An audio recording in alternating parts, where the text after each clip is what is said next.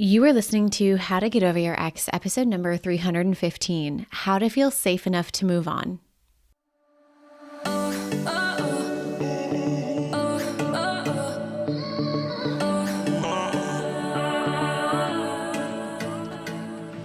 Welcome to How to Get Over Your Ex, a podcast on getting over your ex without it just taking time. I'm your host, Breakup Coach Dorothy. Let's turn your pain into power and your heartbreak into happy.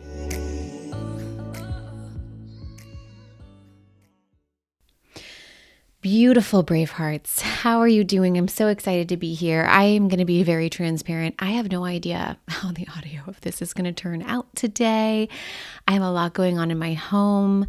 Teddy's home, the nanny's home, everything's happening, and they're playing music, and we love that. I'm not gonna stop that. The amount of, this side note, the amount of songs, children's songs that I have learned on the xylophone from having many countless hours with the music toys is just insane to me. Anyways, I'm excited to be here with you today. I wanted to chat with everyone about something that actually came up in the Get Over Your Ex program. I have a cohort that is wrapping up their time with me now, and we were doing a Q&A call.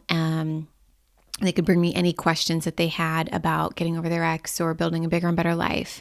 And what was interesting was that none of the questions that came through had to do with the ex, which I love, right? I think what's very interesting and what you'll notice throughout your journey is that the further from your breakup you get, the more work that you're doing on this, the less you're thinking about other people and the more you're really thinking about yourself and what you can control within yourself and what you want to do with you and create for you. So that's a beautiful moment.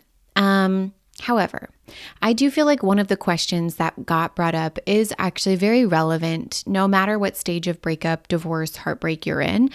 So I want to talk about it with you here today, and it's about feeling safe, which I know kind of sounds lame, lukewarm, blah, boring, but I'm going to tell you why this idea around feeling safe throughout your breakup and divorce, heartbreak journey really matters.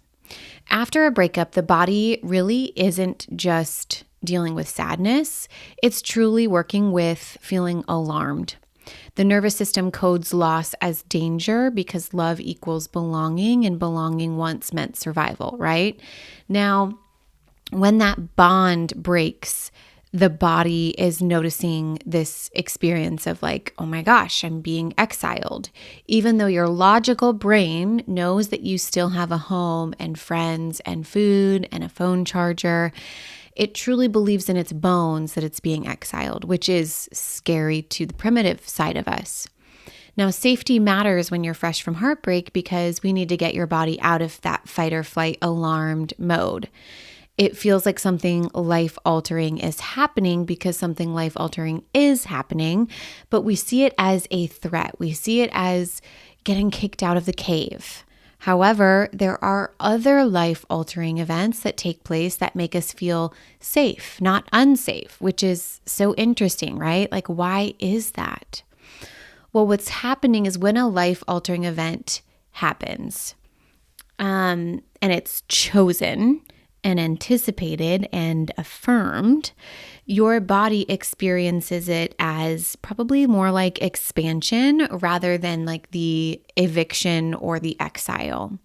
So safety isn't about the size of change. It's much more about whether your nervous system perceives, was there agency? Did I choose this? Is there support in that change versus not, right? But after a breakup, you didn't choose it. Most of the people that I'm speaking to, you didn't choose the breakup. You didn't get to prepare or co-sign on that decision. And the lack of control triggers that survival alarm and makes you feel like you're being evicted and exiled instead of expanding. But when you do choose the change or when your environment affirms your safety in it, the same psychological unknown feels exciting and almost even sacred at times, right? Think about falling in love. You're still stepping into the unknown, but the body feels held and chosen, and you're getting safety through connection and anticipation. Getting married or moving in in with someone else, right, it becomes like a total identity shift, but it's one that you opted into. It was agency. So you're getting safety through that agency. Becoming a parent, also completely life altering, often terrifying, but usually surrounded by support and ritual and meaning. And that's safety through like community and purpose. Moving to a new home that you love, right? You're leaving the familiar, but there's excitement, beauty, and intentionality. And that's safety through the vision that you've created. We also see safety through alignment, like starting a new job or a business that you're really passionate about. There's still a lot of risk, but the alignment of that outweighs the risks, and therefore you feel safe because of the alignment. Spiritual awakenings or deep inner work could be another one. And that's, again, like a safety through meaning. But ultimately, it doesn't come down to the change that determines the safety. It is the context of that change, the story that your nervous system tells you about the change, right? So after a breakup, the story sounds like, oh my gosh, I've been left, I'm unsafe, I've lost my place, I've lost my person. But when we reteach you and your body that you're being redirected, that you're still chosen by life and by yourself, and this is all happening for you and not to you, we can create a new sense of safety within ourselves. And to take even a step further back to look at this big picture, it also reminds me of the culture that we grew up in, the collective consciousness, the limiting beliefs that are just pre-programmed about heartbreak, divorce, breakups in general. And as brave hearts, we are truly learning how to show the world a new way. That heartbreak doesn't have to be scary. It doesn't have to be the end in a bad way. We get to begin shifting the narrative around heartbreak to remind the world that these life-altering moments don't have to be bad or not good. They can truly pull you into the most authentic versions of yourself and create a world that's bigger and better than the one that you had with your ex. And that is why I take my life and my passion and this job so seriously and so passionately, is because I want to rewrite the collective consciousness ideas about how heartbreak should and can be handled. Now, why are we talking about safety? I'm going to bring us all the way back to safety because I feel like I went on a side tangent there. But in the call that I had this week with the Bravehearts, the specific question she was asking me was this: Dorothy, I have been working on self-trust and my new identity, but I still find it hard to apply this when the outer world feels restrictive. And she puts in quotes, cultural pressure, family expectations, reputations, etc. I'd love more guidance on how to embody my identity when it feels unsafe. Now, she comes from a pretty heavily influenced culture, environment, experience. And it just brings up safety in the context. I mean, her specifically was bringing up safety in the context of her bigger and better life. And one of those contexts is dating, and she doesn't want to be forced to marry someone she doesn't want to be married to. And then it makes her feel unsafe to date. So it's important to notice that as you build your skill set of safety when you're coming out of a big breakup or a divorce, it will aid you to do that from that perspective, because as you move into and move forward and move on into your bigger and better life, you are going to have to apply this skill set of safety when you're embodying your bigger and better life. So when we go after what feels like a bigger and better life to us, safety will come up. You'll be worried about, how do I do things that I want to when other people are watching or have thoughts about it?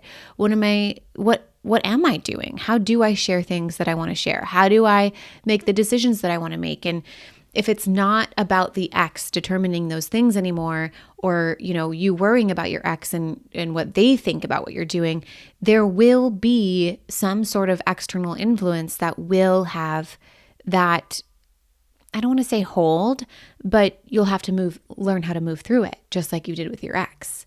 And safety helps you do that. Safety also helps you move through what I call the attachment cycle, which there's a whole episode on that, so I won't spend too much time, but anything that you're feeling graspy about having or wanting to manifest, you have to release attachment to it. And I did that with children. I did that with my business. I've done that with $1 million. Like, all of the things that I once felt graspy towards, I have to release the attachment before it manifests. And the way to move through that attachment cycle is through creating and facilitating safety. Now, you're going to need safety to practice embodiment, like this Braveheart was mentioning. She feels unsafe. So that means we have to start feeling safe enough to actually practice it, to help you take risks, to help you move and take action instead of sitting in inaction out of fear, right? Even when you're uncomfortable, even when you feel uncomfortable, you can be uncomfortable and still be safe. And I want to call something out that I feel like we forget often. When I feel safe, I show up safe. I take safe actions. When I feel unsafe, we show up unsafe. I take unsafe actions when I feel unsafe. This is why I see women who are staying in situations that they know are not good for them. They think by staying in fight or flight mode, staying in the energy of feeling unsafe, it's an unconscious thing, no one's doing it purposely, but like you're feeling unsafe. You think that's what's going to get you to safety. If I feel safe in an unsafe situation, you think you won't get out. But it's the exact opposite. When you are feeling unsafe in a relationship, you will stay. If you're feeling unsafe about the unknown of leaving it, or if you feel literally unsafe in the relationship, it's hard to leave. You will stay. When you feel safe to leave, when you feel safe to venture out, when you feel safe, it's going to be easier to leave. You will be more likely to leave feeling safe than unsafe. It's mind-blowing. It's absolutely weird. Look at it for yourself. Look at, how do I show up? What are the things that I do when I feel unsafe versus when I feel safe? So truly believe that, I personally truly believe that safety is vital no matter where you are in your breakup journey. And then that brings me to, how do we create more of it? How do I help you create more of it? And I've taught it a lot in terms of the attachment cycle inside of my programming and my coaching. And I want to share it here on the podcast. And the way that I frame safety is that I believe there are three primary pillars to safety. There's the mind, body, and spirit. I want to share them in the opposite order though. So spiritual safety, this is really believing in something bigger than you. And I'm not going to tell you to go out there and get a religion if you're not a religious person. However, I just notice a difference between those individuals who believe in something higher than them versus those who do not. God, the universe, whatever it is, it's easier for them to land in safety because they believe that, God, the universe, doesn't make mistakes. And they believe that all of this is happening for a reason and it's conspiring for you. There's something there for you in this experience. The second pillar would be body safety. Now that's all about regulating your nervous system. That is turning off the alarm bells within your body, getting your body to click out of fight or flight mode. And that is primarily done through a lot of somatic work. I'll give you more tangible stuff in just a second. The third is your mind safety, the mental part. This is the thought work that I teach here on the podcast all the time. The idea of rewriting your stories in a way where it's science backed, right? We can back all this by science. The way you think will determine the quality of life that you live. And so when we learn how to think safe thoughts that make you feel safe, you start showing up safe and you create beautiful, safe results. So we talked about this a little bit above as well. When we play two thoughts that give us agency, right? Find ways that you chose this, even though it feels like you didn't choose this. Anticipating, find ways you could see this coming. Affirming, find ways that affirm that this is happening for you and not to you. That is all very much thought work centered. That is creating mind safety. So there are tangible ways to facilitate and create safety, and I want to walk through some of these with you. So obviously the the first and foremost thing that I believe in is coaching, right? Getting coached, seeing things from so many different angles, finding all of the different perspectives through questioning and allowing myself to arrive at a beautiful place. And I just do better when I'm getting coached from someone else. I love self-coaching and will continue to do that, but I obviously love having a coach for that reason. The next one is processing emotion. This is like movement. Any of the things that I teach around feeling your feelings, making big movements, running, jumping, doing inner voice work to process the emotion. I teach the grief bubble. Allowing emotion to move through is also going to help you feel safe, because if it's blocked by an emotion, we can't calm it down enough to even get there. Co-regulating is one that I think is very much not talked about. And I don't really spend a lot of time talking about it on the podcast because I'm speaking to all of you who don't have partners. But co-regulating is a normal and important part of a relationship. I hope that after you do the work of getting over your ex and building your bigger and better life, and when you decide to step into that new partnership with somebody else, you choose someone who you can co-regulate with, that you guys can hold one another and co-regulate your emotions. You can obviously also do this when you're not in a romantic partnership with a friend, a family member, a pet. There's also EFT tapping. There's so many experts in that. You can YouTube, Google it, emotional freedom tapping. Emotional clearing and decision-making with the inner voice. Beautiful inner voice work done by myself, Dana Evans, Bella Lively, but emotional clearing and decision-making with the inner voice. So inner voice work is just so profound.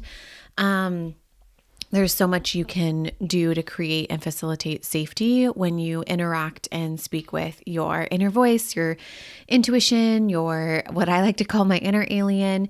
Bella C. Lively. I want to say C. I don't know why C. Maybe it's just C. Lively originally, but she goes by Bella Lively now. She teaches inner voice work. We have Dana Evans, who does emotional clearing inside the Get Over Your Ex program. And then I, of course, also have my inner voice facilitator training certification. But it's all about, I have a lot of other episodes that talk about emotional clearing and decision-making with that inner version of yourself, that soul level self. So that's another way. Lots of different body work. So cranial sacral is my favorite. I do this at least every other week, always, just as like a baseline. If something traumatic is going on with my body when I was going through the miscarriage and things like that, I was doing that weekly. Reiki, acupuncture, massage, really just any of that energy, body, somatic work. Bilateral stimulation. So that also is like side sweeping. So like you have your hands out in front of you and you're passing a pen or a ball back and forth between your hands, or sweeping your right arm over the left side of your body. Those sorts of things help kind of calm your nervous system down. And it has something to do with like the cross functioning of your brain. You also have watching your breath, counting exhales, aka lots of different breath work methods that also facilitate and create safety. I call this listing things, but the professional term is orienting to your environment. My amazing client, Braveheart, Julie, helped me know what that was actually called. It's called orienting your environment. This I actually used in a situation where I felt I was I was feeling unsafe in an unsafe environment, but I couldn't calm down enough to like stand up and like leave. And so I had to use this. I utilized this experience where I was like, what's something that starts with an A in this room? And then I said the A thing. And I was like, what starts with a B in here? And I think I got to like, I don't know, E or G. And I was finally like, my nervous system had calmed enough down for me to be like, I'm an adult. I can actually like get up and leave this situation. Grounding and earthing is also another option here, where you can go out to the earth and the dirt and the ground and stand on it. And there's so many benefits to grounding and earthing, but I think facilitating and creating safety from it is also a great resource. So those are all tangible ways that you can facilitate and create safety. But as you move through your heartbreak or your bigger and better life, I want you to remember that safety is a key player in this journey, and learning how to cultivate the skill set of creating safety for you is not only going to get you over your ex, but it's also going to help you in your bigger and better life. So get clear about what pillar of safety for you needs to be addressed, body, mind, or spirit. Is it the spirit level, the body, or the mind? And then take the necessary action that brings you back to feeling safe enough to start being you without your ex. All right, my brave hearts, I love you so much. I hope you have a beautiful day, and I will talk to you next time. If you're loving the How to Get Over Your Ex podcast and you want to learn how to get over your ex in 3 months or less to build a life better than the one you thought you had with your ex, I would like to personally invite you to my next group course where we take everything you've learned here on the podcast and apply it to your life. Come check it out at www.lifecoachdorothy.com.